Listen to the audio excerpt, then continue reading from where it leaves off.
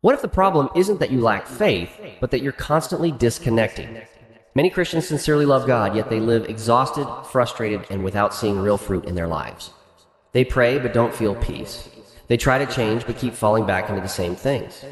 What if the key to a victorious life isn't trying harder, but learning to remain? Jesus said it with absolute clarity in John 15:5, "For without me you can do nothing." The greatest deception is believing that the Christian life is sustained by pure human effort. Today you're going to understand what it really means to remain in Christ, and trust me, this will completely transform your life. The three realities about remaining in Him: to stop merely surviving in your faith and start experiencing the true power of God, you need to engrave these three realities in your mind.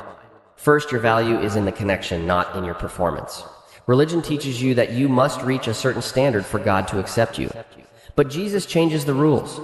He says, "I am the vine, you are the branches." The only job of a branch is not to strain to create life, but to stay connected to the source that gives it. If a cell phone runs out of battery, you don't try to squeeze power out of it, you plug it into a charger. Spiritually, it's the same. When you disconnect from Christ and try to handle life on your own, you run dry. Your number one priority is not to do more things for God, but to stay connected to Him. Second, the character of Christ is reflected, not forced. A branch does not struggle or become anxious trying to produce grapes. The fruit simply grows as a natural result of being attached to the vine. Many people wear themselves out trying to manufacture patience, force love, or fake a peace they don't truly have inside. But Galatians 5:22 teaches us that love, joy, and peace are the fruit of the Spirit. They are not the result of your own effort. When you stop striving and start depending on Him, His character flows through you without you having to force it. Third, your dryness reveals your disconnection. Jesus warned in John 15:6, "If anyone does not remain in me, he is cast out as a branch and is withered." Listen to this, my brothers and sisters. Sometimes that lack of hunger for the Word, that constant anxiety, or that coldness in your heart doesn't happen because you've committed the worst sin. It happens simply because you let go. You got distracted by the world, started walking in your own wisdom, and you dried up.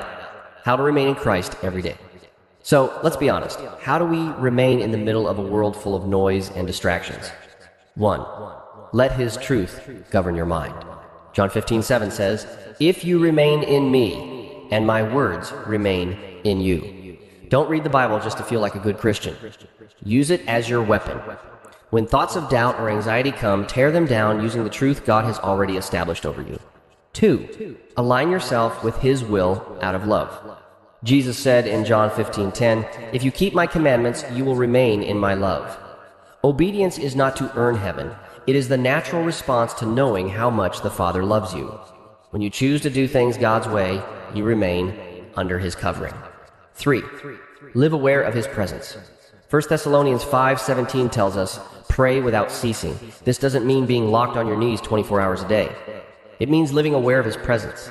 It's consulting Him in your decisions while driving, handing Him your burdens at work, and depending on Him in real time. The decision is yours, brothers and sisters. If you've been feeling like your Christian life is an exhausting effort, today is the day to surrender your strength. You don't need to push yourself harder.